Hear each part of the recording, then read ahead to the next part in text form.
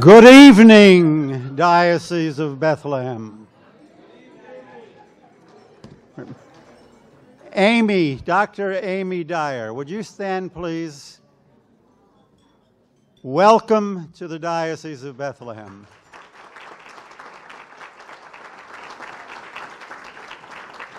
Jen and John, welcome back to the Diocese of Bethlehem. Oh, the stories I could tell about those two, the younger versions. When Bishop Mark resigned as Bishop of Bethlehem to teach at Virginia Theological Seminary, I designed the special edition of Diocesan Life on his ministry here. I loved playing with headlines in those days, and this one came easily because it seemed so right. There was a man, one sent from God, whose name was Mark. Mark was indeed a man sent from God. How many of you knew Mark, Bishop Mark? Is that about half the room, maybe not even half?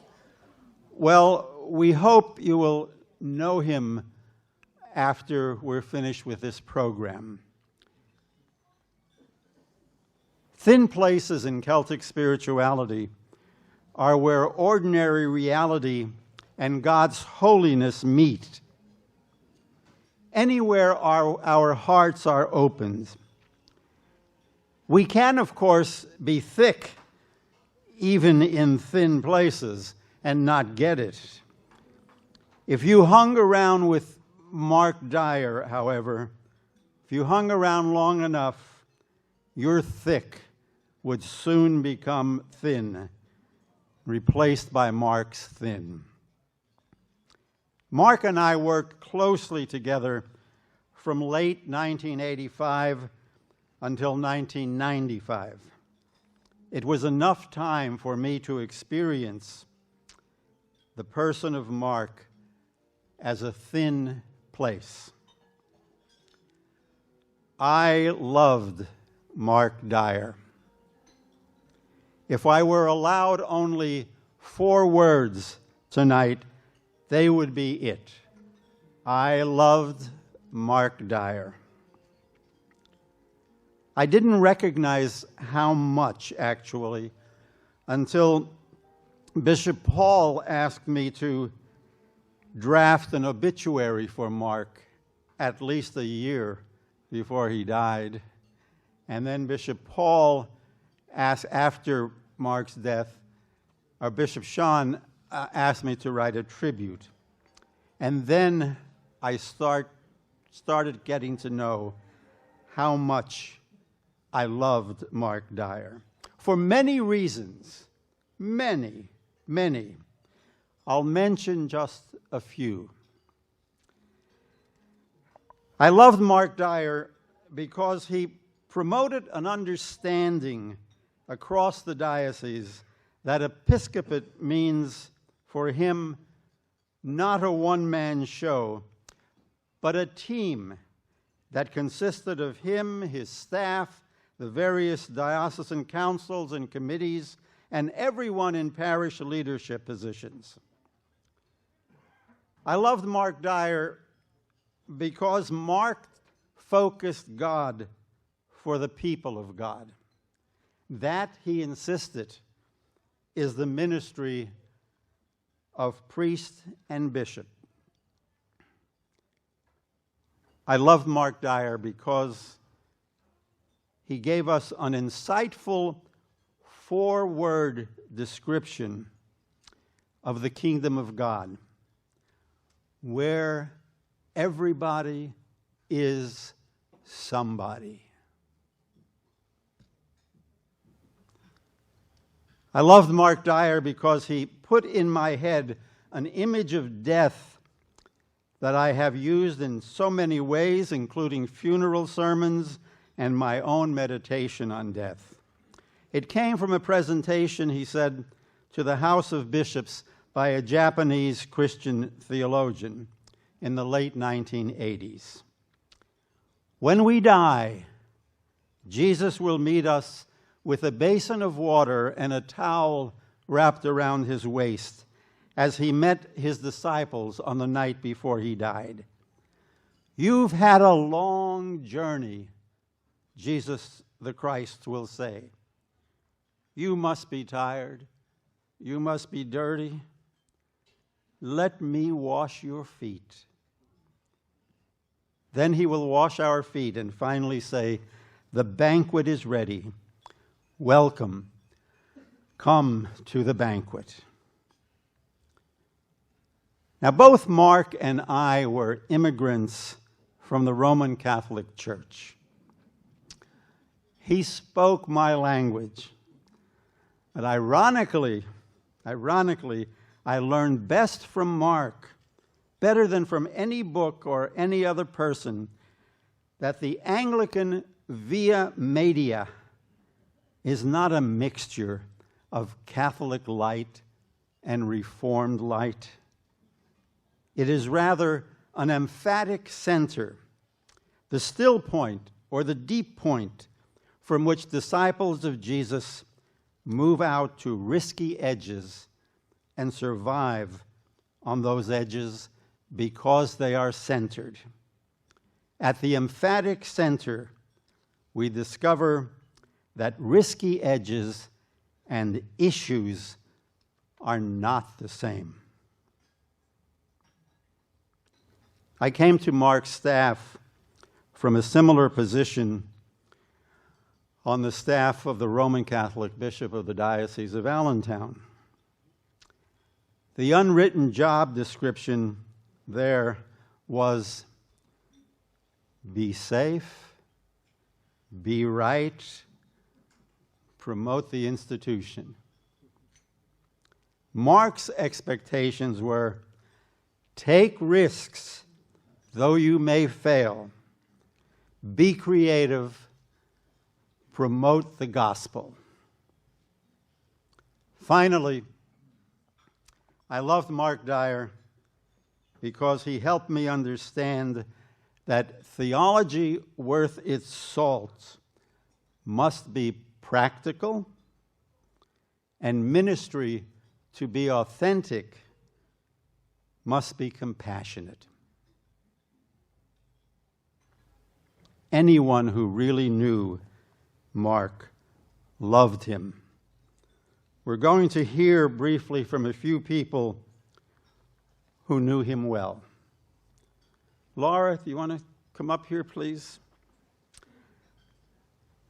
Laura Drum was a member of Mediator Allentown when Bishop Mark and Marie Elizabeth and their family arrived in 1982. She got to know the family a few years later when Marie Elizabeth became an associate at Mediator. She would often stop by their house to tutor John, visit with Matthew, and whoever was caring for him, to deliver baked goods and so forth. Laura seemed to be drawn to the family.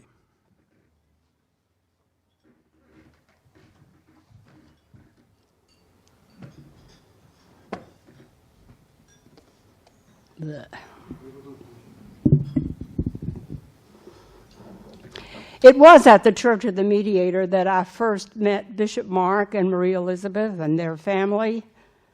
Marie Elizabeth became an associate at the Mediator, giving me the privilege of getting to know the family more intimately. Teaching math at the Swain School was a good reason for me to become a tutor for John when he was in middle school. In 1987, I began teaching at Moravian Academy Upper School and would often drop by the Dyer house on the way home to work with John, to check with Jen about school, to visit with Matthew and whoever was there to care for him, and to deliver rolls and baked goods. When Mark was at VTS, I visited more frequently. Marie Elizabeth was my spiritual friend, my teacher, and my mentor as a Eucharistic and pastoral visitor. She often visited my bedridden mother-in-law who lived with us, encouraging me in my ministry. All during this time, I was drawn closer to the family and would sometimes see Mark when he was home on the weekend. Once while there, when Mark was feeding Matthew, I noticed a book about Mother Teresa on the table and commented about it. His response to me was, "You know, Laura, I was in Calcutta teaching the Sisters of Charity there. Mother Teresa told me that anyone who comes to be a part of the community has to go out to the streets and minister to the dying. So she sent me to feed a man who was dying, but she told me that I had to be very careful to feed him in a special way." And then he paused, and with that smile on his face, he said, "But God had already taught me how to do that, because that is how I feed Matthew." As a member of the Standing Committee from 1991 to 97, it was a privilege to learn of Bishop Mark's work in the diocese. Not only did he minister to the ordained, but he was a pastor and spiritual friend for the laity of the church as well. I know I speak for many of you here tonight as I acknowledge with great thanksgiving the love and care he gave us and to our families, sharing our delights, our worries, our struggles with work and family, our grieving, and our searching for a deeper closeness with our Lord. And I will be forever thankful that I was able to visit with Bishop Mark and Amy last spring when I was in Virginia. Thank you for that. I would like to end with this prayer that I have for Marie Elizabeth and Mark. Help us to be your servants to those hungry for peace, not division. People whose souls clamor for the sustenance of justice, an end to crimes of violence and greed. To those longing for a night's sleep without gnawing hunger, the fear of starvation. Empower us to feed your sheep, your lambs. Help us to be your servants to those strangers who live next door, the handicapped, the addicted, the outcast. Remind us that they are your friends, made in your image. Forgive our failures. May we see you and others each day of our lives. For the sake of our Lord Jesus Christ. Amen. Thanks be to God for Bishop Mark.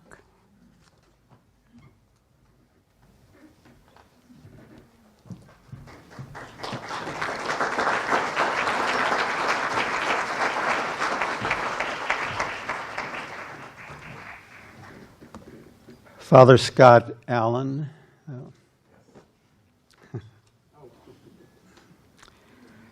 Father Scott Allen came to the diocese in 1989 after being called as social missioner on Bishop Mark's staff. His dossier included the Jubilee Committee, Recovery Commission, World Mission Committee, Episcopal Appalachian Ministries, Pennsylvania Council of Churches, Recovery Task Force, and later the first HIV/AIDS Task Force. His ministry on Bishop Mark's staff was to facilitate ministry to and with the poor and the marginalized in parish churches. Mark knew how to pick 'em. We became the first and still the only Jubilee diocese in the Episcopal Church, demonstrating that a majority of parishes had ministries of advocacy and service to and with the poor and marginalized. Those of you who know Scott at St. Andrews probably wish that you might have encouraged me to take a look at Scott's remarks before he makes them. But, however. Thank you, Bill. I promise they will be irreverent but relevant. So there we go. Amy, Jen, and John, it is such a pleasure to be able to stand here and offer tribute and remembrance and some memories of your husband and your dad. Mark and I were unlikely colleagues, as the only thing we had in common was an Irish ancestry. I was from Appalachia and he from New Hampshire. He was a former Roman Catholic and I a former Baptist. He was in his late 50s when I joined the staff, and I was in my mid-30s. In ministry background, I was from the poor, low-church, sparse diocese of West Virginia, and he was from a wealthier, more powerful, and more dense diocese of Massachusetts. He thought a minivan was cool. He did. I didn't. I remember when he got that Chrysler Town & Country, he was so thrilled with that sucker. It was so funny. When I was like, really, Mark? That's great. Even though I had young children at the time, my ex-wife had one. I never asked to drive it. And if practicality dictated that I had to, I did so wearing hats or sunglasses or something like that. He liked donuts. And when we traveled together, not north typically, he would always interrupt the conversation with, "Want a cruller?" My answer to not only my canonical bishop, but my boss was always, "Of course." He liked a little donut shop that used to sit on the edge of Lehighton. I don't know if it's still there or not, but anyway. He loved finding the back ways to everything.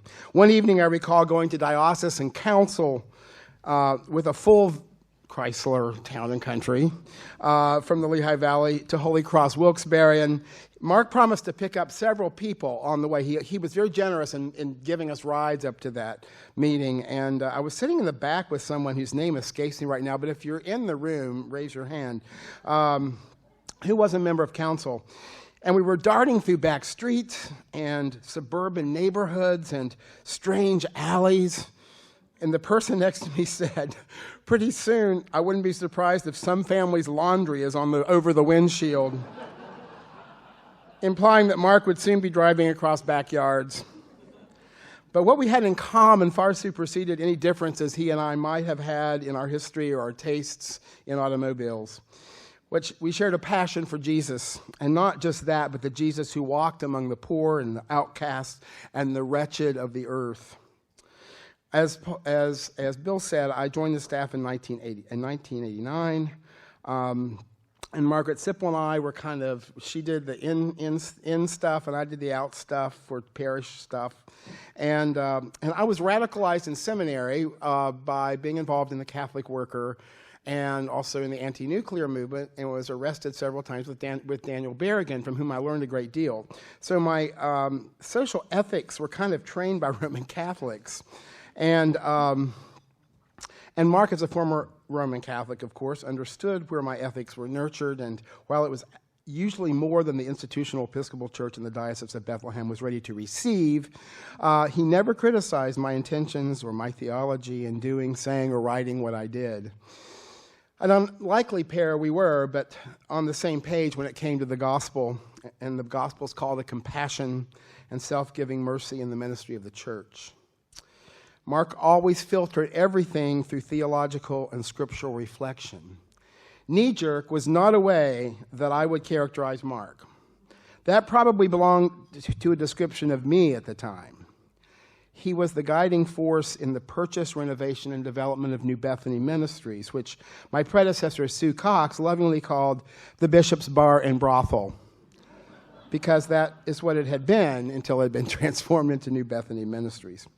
He loved to use that physical building position of New Bethany and the diocesan office and the cathedral as an icon of the church. He would say that it was only because of what we did at New Bethany in service to the poor that gave us the right to, and I quote, prance around in our finery at the cathedral.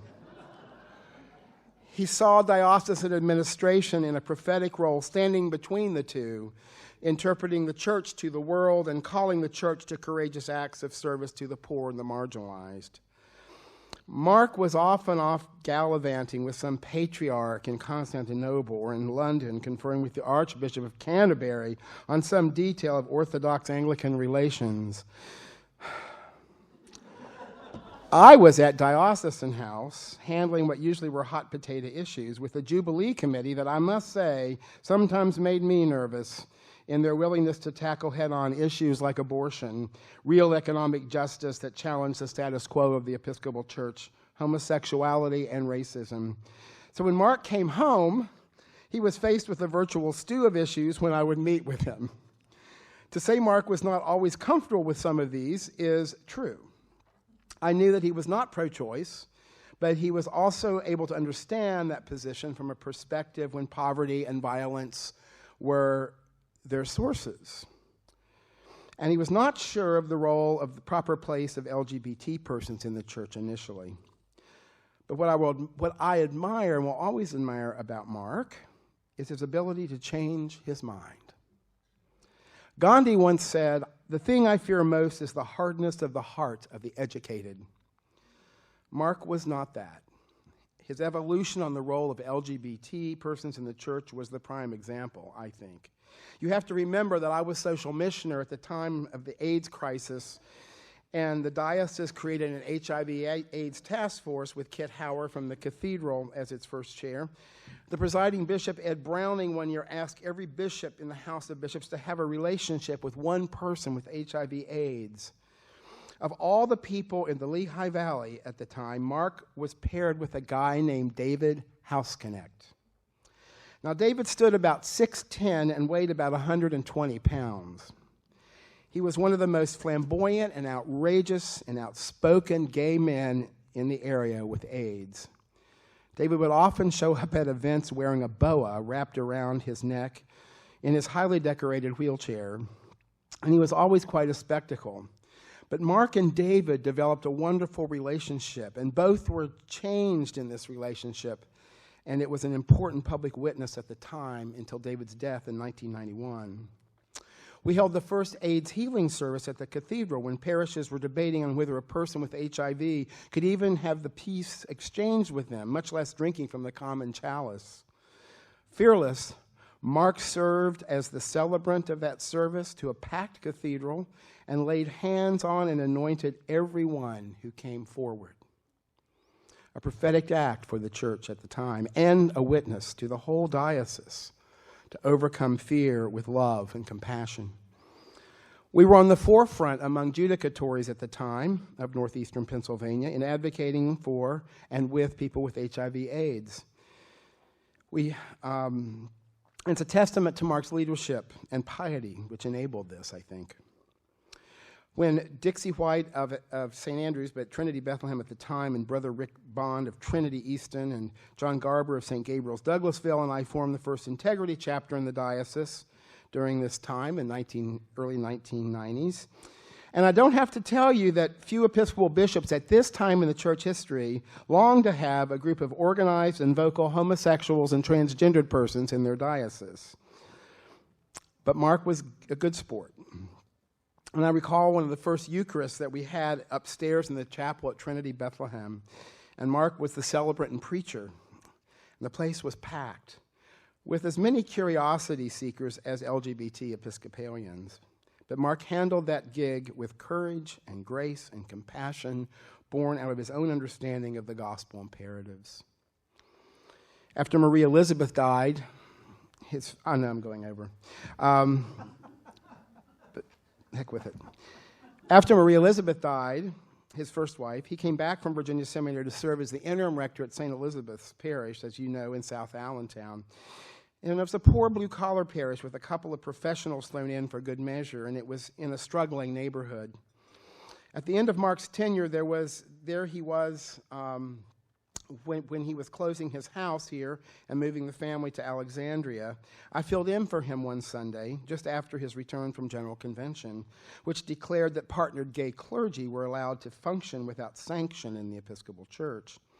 And he came to St. Elizabeth's to report on General Convention and what had just occurred. Mark confessed that he voted in favor of allowing LGBT clergy in relationships to function as rectors in parishes. He spoke eloquently of his own process in coming to this decision, born out of deep prayer, scripture study, and theological reflection. And he said he came to the conclusion that gay people indeed exhibited the fruits of the Spirit and revealed God and Christ in their lives and ministries, and who was he to deny that? Now, a certain doctor in the congregation stood up that hot June morning, or July, it must have been July, I think, and blasted him for his vote and declared, "I could never take communion from the hands of a homosexual." And I just sat in the back pew and smiled to myself smugly as I had just delivered the consecrated bread into this man's hand 40 minutes earlier. Now, when my own life changed and I came out as a gay man, I involuntarily left parish ministry for a period of time, serving as a waiter and a customer service person for a local high-end sporting goods store, which I found out called out really all my parish ministry skills in dealing with irate customers who were unhappy with the quality, condition, look, or performance of their skis. Lots of parish ministry skills are applicable for that. But I recall one cold, rainy October lunch meeting with Mark at Goosey Gander's, a local sandwich shop many of you know, where we often ate as a staff. And I sat across from Mark and told him the whole story of my divorce from my wife, my North Carolina parish's rejection of having a gay rector, and the Diocese of North Carolina's less than admirable way with which I was shown the door. And he listened empathetically. At the end, he said, "Well, you know, Scott, this doesn't change our friendship." And I know that was true. And Mark served as a support and a help to me in that time when it wasn't so easy to be in the church. And ironically, I was assigned to St. Elizabeth's after Mark went back to VTS. And that doctor, I mentioned earlier, he came to me several months after me giving him weekly communion, and he said he could no longer be part of this parish because of me. So I said, okay. And he went off to become the UCC. Go figure that. Anyway, Mark and I would chat often on the phone on these occasions and would share intimate struggles that we were having. We were all both in transition at that time. He as a single widower and a dad, and me as a gay man. He was separated from my family for that time by distance. And the Right Reverend James Mark Dyer will always serve as one of my models of what a good bishop is and a good bishop does. I miss the courage that some bishops today seem not to have when tackling tough social issues. But I also know that it's possible to have that vision, that deep-rooted connection to Christ, the Christ of the poor and marginalized, and the courage to reveal that Jesus to the world through the church. What a privilege it was to work with Mark and to have him as my bishop and my boss. His legacy will go on in the many he touched, and they will pay it forward, I have no doubt. I thank God for him and know that somehow he is undoubtedly getting a cruller every now and then for dessert or a snack at the heavenly banquet. Thank you.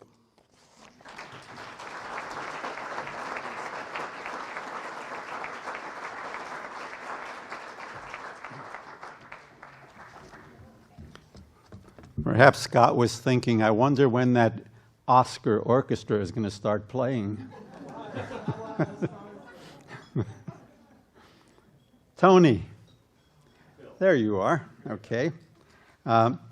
Dean Tony Pampa was a teenager at St. Mark's in Jim Thorpe. His first experience of diocesan life was to attend the convention where Bishop Mark was elected to be our bishop. Mark's and Rick Cluett's care and authentic reception of Tony in his call as he engaged the COM as a college student were crucial during the years when conventional wisdom seemed to work contrary to younger vocations. They took his call seriously. Bishop Mark became his spiritual guide, mentor, advocate, and teacher, Tony was ordained under Mark's hands to diaconate and priesthood. Mark also presided over Tony's marriage to Felicia. And when Tony's ministry took him to Virginia, Bishop Mark at Virginia Theological Seminary was a piece of home for Tony, and Tony, I dare say, a piece of home for Mark.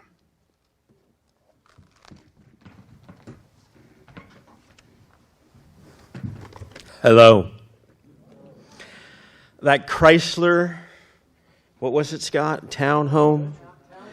Town and Country. Let me just tell you that, thank you for saying that, because we took that van into New York City to the Cathedral of St. John the Divine for an event, and it was packed with diocesan folks. Some of you may have been in that van. And Mark asked me if I would drive home at the end of the night. And I thought, wow, I get to drive that Chrysler. And we left St. John the Divine, and I was going down through New York City, and there was a stoplight, and I punched it to get through the light. Boom. And Mark said, good job. Thank you for prompting that memory, Scott. So as Bill mentioned, as a teenager at St. Mark's and St. John's, I somehow, God decided, was discerning a call. And it was actually, indeed, I was as a youth delegate. I wasn't a delegate, I was a youth at that convention when Mark was elected. Who knew? But it was my junior year in high school, actually, that I ended up in Mark's and Archdeacon Cluett's office, boldly professing that I was called to ordained ministry. And of all of the responses that I could have gotten, good boy, what I received instead, both from Mark and from Rick, my dear friend, was an authentic reception of what God may have been doing in my life. And that reception did not go away. So indeed, it was not long after that hearing of that call that I ended up in the process. And I was a college student, still at Penn State University. Yes, it still exists. And I was received into that process by the Commission on Ministry. From that point on, Bishop Mark became for me a spiritual guide, a mentor, an advocate, and a teacher. And every step of the process was one of nurturing support, and it was pervaded by prayer. Bishop Mark's mentoring and pastoral care continued of me, and I found myself thirsty for a prayer life and a theological framework that was life-giving. And this life view came from my bishop. It was an expectation of our bishop, Mark, that we care and nurture our spiritual lives. And that was said to us in every conversation. I remember my first year in seminary at the Seminary of the Southwest. That's in Austin, Texas, in case anyone's wondering. I remember my first year in seminary, and Mark was on sabbatical. And he came to the Seminary of the Southwest to teach the Jan term there. He did so because partly he had a good friend and colleague who became another mentor of mine, Bill Green, who also lives in heaven, and he and Mark, I'm sure, are sitting with Metropolitan, whoever that was, talking about Anglican Orthodox dialogue. I'm sure that dialogue is continuing in heaven, certain of it. But Mark came to the seminary to teach Jan term. And I remember as a very, very young man, and that was in the days when there were no young people at seminary. There were like two of us in our 20s, and everybody else was not.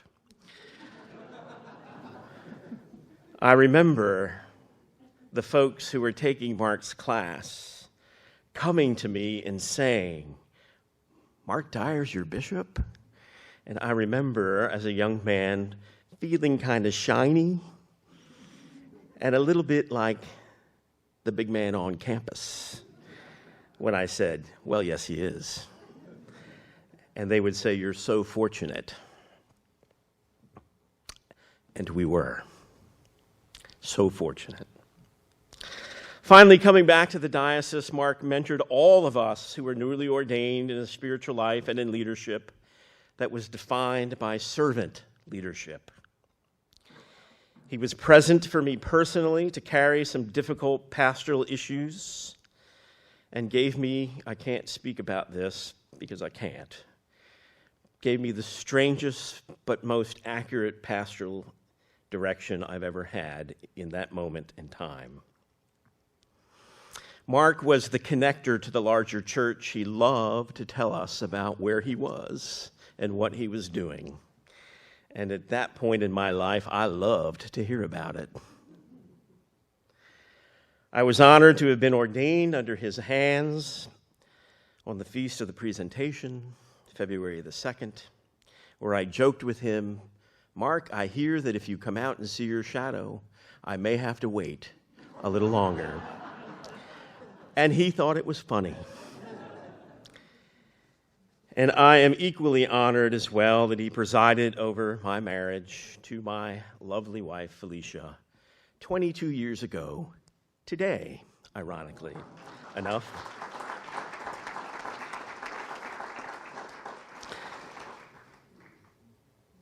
Felicia sends her apologies. She thought perhaps she'd choose not to spend her anniversary with you. But she loves you. My vocation did indeed take me to Virginia, to the Diocese of Virginia, and there I indeed did visit the campus of Virginia Theological Seminary often in my role as a staff member to Peter Lee in the Diocese of Virginia. And when I could, I would stop by, which was often, Mark's office in the hopes that I would find him in there. And he would sit and we would chat. And he'd ask about my life and I'd ask about his life. And he would catch me up on Jen and John. And it was like being home with my bishop, with all due respect to Peter Lee, who I loved and served faithfully. Tonight, in this opportunity to come together, a group of us chatted about what we could do tonight to give due honor to this bishop and this person who was so gifted and wonderful in our lives. And in that conversation, we knew there had to be music. So we had this quick conversation about what music Mark liked, and it was actually Bill Llewellys who said, I think Mark really liked that band, that Irish band, who was really popular in the 80s and 90s. And I said, "You too? You too? You too?" Whose concert I attended a month ago, and I lost my hearing, so no more concerts.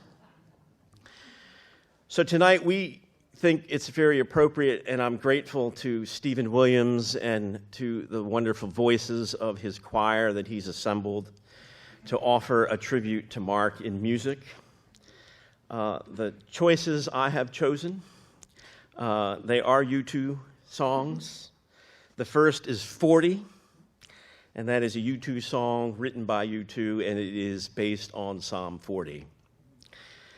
I think Mark liked U2 because U2 are prayerful, and they stood and stand for justice and mercy, and they're bold in working for it. So Psalm 40 is the first choice, and it is because of Mark's demand that our life be soaked in prayer. The second song that group is going to offer us is the song MLK, which was written by U2 as a tribute to Martin Luther King Jr.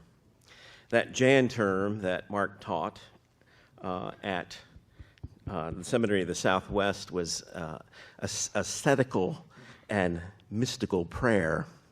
And in that course, he played for us the I Have a Dream speech because he reminded us in that class that prayer must transcend to mercy and to justice. Thank you. And we'll now have our musical offering.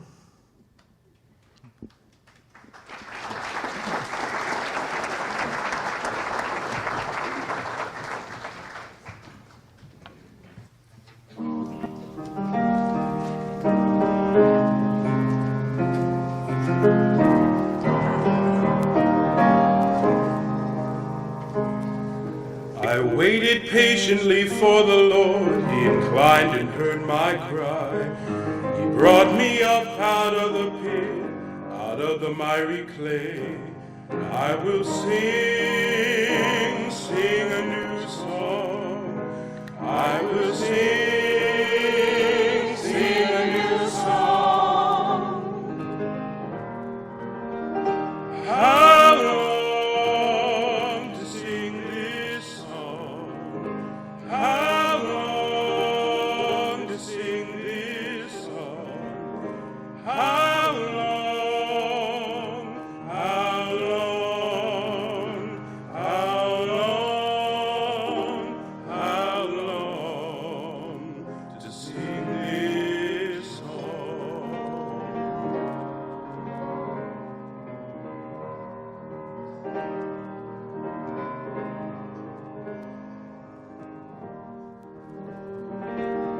You set my feet upon a rock and made my footsteps firm.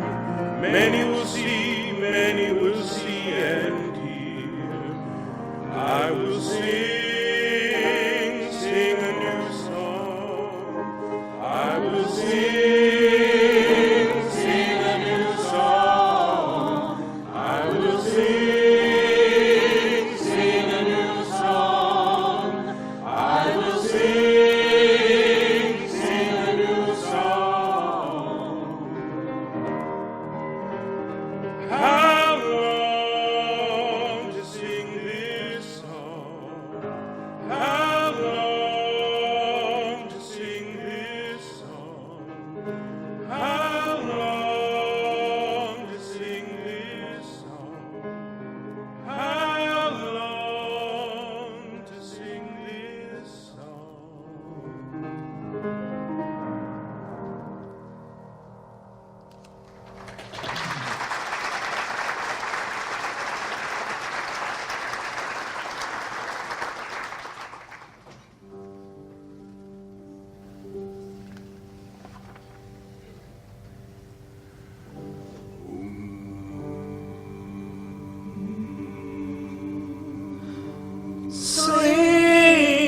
Sleep, sleep tonight,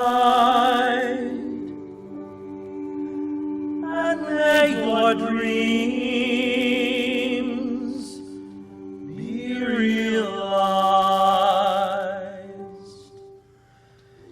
If the thundercloud passes rain,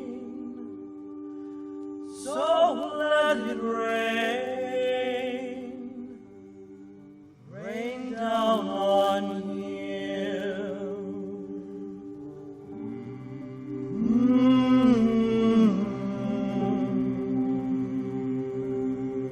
So let it be.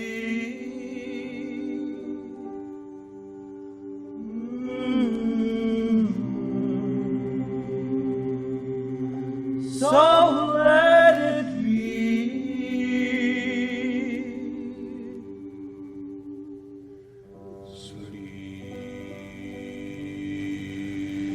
Sleep, sleep tonight, and may your dreams be real.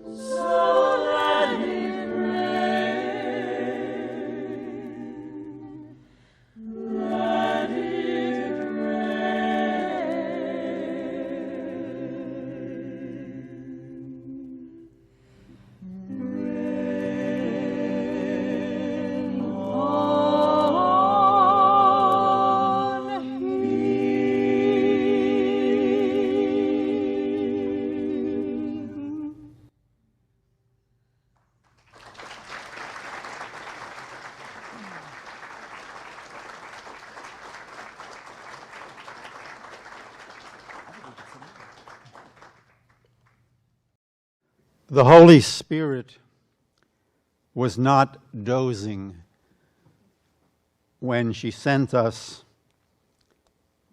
Bishop Sean,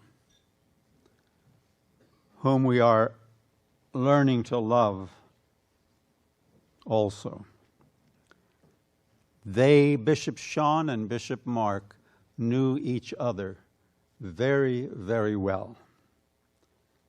Mark was Bishop Sean's teacher at Virginia Theological Seminary, his pastor, mentor, spiritual director, exemplar, friend, and his preacher at his ordination to priesthood and consecration as bishop. He knew Bishop Mark very, very well. Now I'm going to slip to the sidelines and let Bishop Sean take the ball from the red zone to the end zone.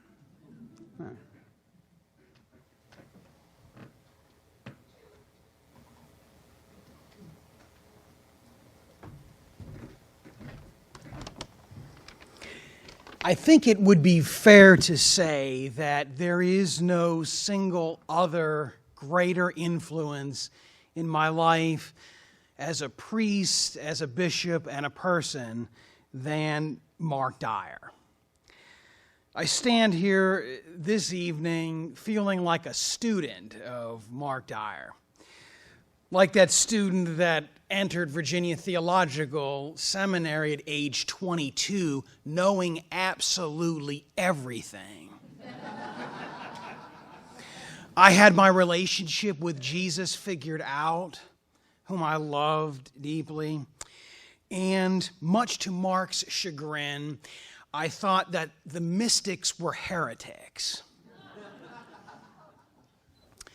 And then he introduced me to von Balthasar, who many people do not know because after the Second Vatican Council, Karl Rahner took center stage. But von Balthasar was a theologian who was guided by a mystic, Adrian von Speyer. And that would take my relationship with Jesus Christ and turn it on its head in such a way that it was deepened. There was no greater teacher than Mark Dyer, no greater spiritual teacher. And so the death of Bishop Mark represents a significant loss to the church. As it's been spoken before, whether as an advisor to several archbishops of Canterbury, patriarchs of Constantinople, mentors to countless priests or advocates to the poor, what he represented is the very essence of servanthood that is at the center of the Christian life. Those of us who had the privilege of sitting at the feet of Bishop Mark, I dare say, caught a glimpse of what it must have been like to sit at the feet of Jesus. And brothers and sisters, I do not overstate the case. Now, he was an interesting man as well, and he would come up to a person and he would get this twinkle in his eye. And when he got the twinkle in his eye, you knew something was coming. It was probably some kind of deep insight about your spiritual life or something. But one time he said, he got this twinkle in his eye. He said, I need you to drive me somewhere. I said, well, where are we going? He said, we're going to the airport to pick up Archbishop Desmond Tutu. I mean, this is what would happen with him. He knew all of these people. I mean, he just wasn't making it up. And so I said, okay. And I'm thinking, is it because I'm, a brilliant student or, what is this? He said, no. He said, you just have that really cool Astro van.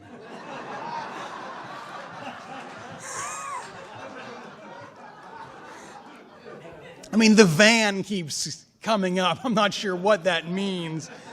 But It is a true story. I remember at one time I was so ready to be done with the seminary process that I actually packed up my dorm room at VTS, and so I walked across campus. I was going to go to Mark's house, but he was coming across, and you could always tell because he had issues with his hips, and you could, from a mile away, this was at night, I could just see the way he was walking, and I just knew it was him. And he walked up to me, and I said, I gotta leave this place. There's no way I can do this. And he got the twinkle again, and he spoke pastoral words to me that are still with me in my heart. But he helped to change my vocation, and this happened over and over again. And when he came to preach at my installation as rector, I was 25, and I had a parish that really I had no business being the rector of, really. And I said, I shouldn't be doing this. And he got the twinkle. And he said, but this is the place that God has called you. Step into it. You'll know what to do. Bishop Mark served each of us in different ways. For me, he was a pastor, mentor, spiritual director, exemplar, and friend. And he exercised the episcopate with a particular grace and equanimity that can only be evidenced by a life centered in Jesus Christ. And I think one of the great privileges of my ministry, perhaps one of the greatest so far, is to occupy the seat that he once occupied. Something I could have never imagined, and something which I know for which I have much room to grow, of which I am so thankful to God. So I call upon all of us to give thanks to God for this giant of faith, who now joins the angels and archangels and all the company of heaven, who forever sing the praises of God. Thank you for this opportunity.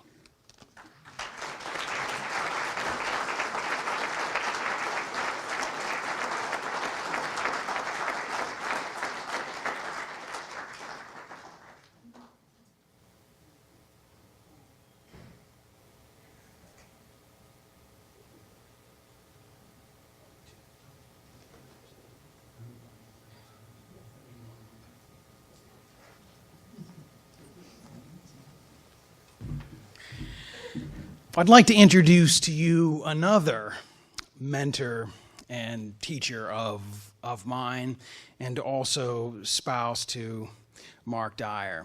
She's an extraordinary woman of faith, a Christian educator in the church, and a profound teacher as well,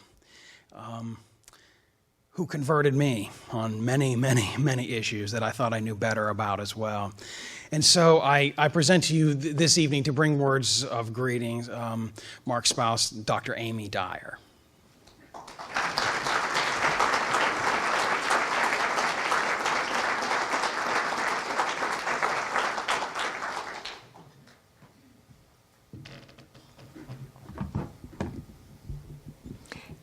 Thank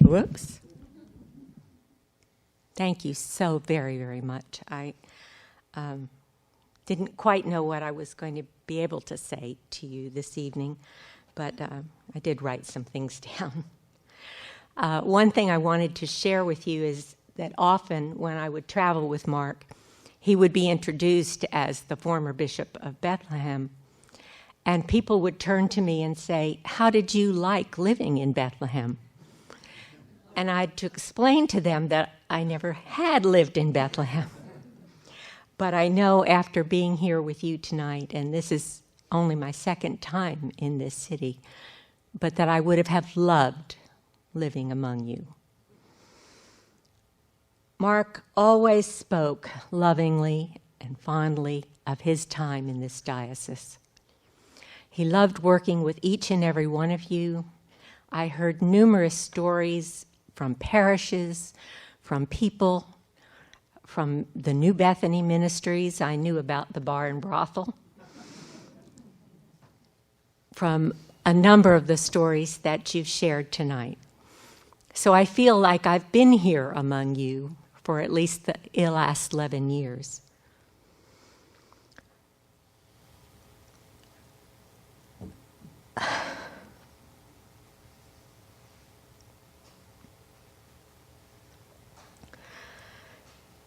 Excuse me.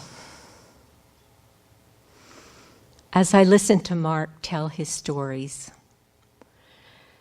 the ministry here in the Diocese of Bethlehem became a reality, and it transformed his life and mine. I have thought often about the things that he did here and how he was able to help you all become such a wonderful representative of the church in the world. I hope that you will all find your ministries and your time here as wonderful as they were in the years that you were here with Mark. If he were here today, he would encourage you to follow Christ, to live the gospel every single day. Thank you so much, Sean. I was going to say that I wondered if they knew when they elected you that you were one of Mark's very favorite students and one of mine. But obviously they did, and I'm sure that helped them to make a choice. But you all are very, very specially honored to have Sean Rowe as your bishop right now. And thank you, Bill and Rick and Laura and Joe and Tony, all of you who I've known for a long time, and Scott, even though I just met you tonight. I really did know who you were and was not surprised by anything you had to say. I know that John and Jennifer join me in thanking you all for honoring Mark in this special way. And I pray that you will continue to live out your lives with God's help, following the gospel.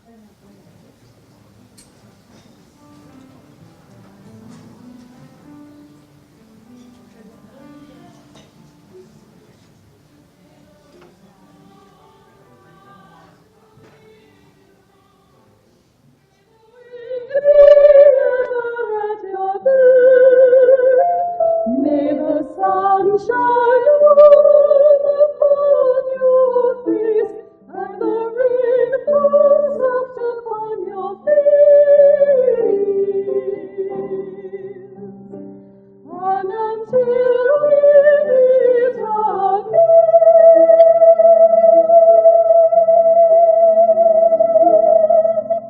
may God hold you.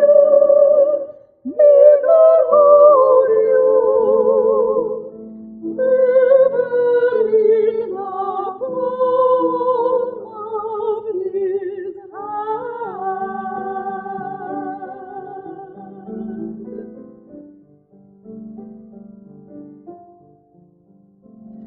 May the road rise to meet you. May the wind be ever at your back. May the sun shine warm upon your face, and the rain fall soft upon your fields. And until we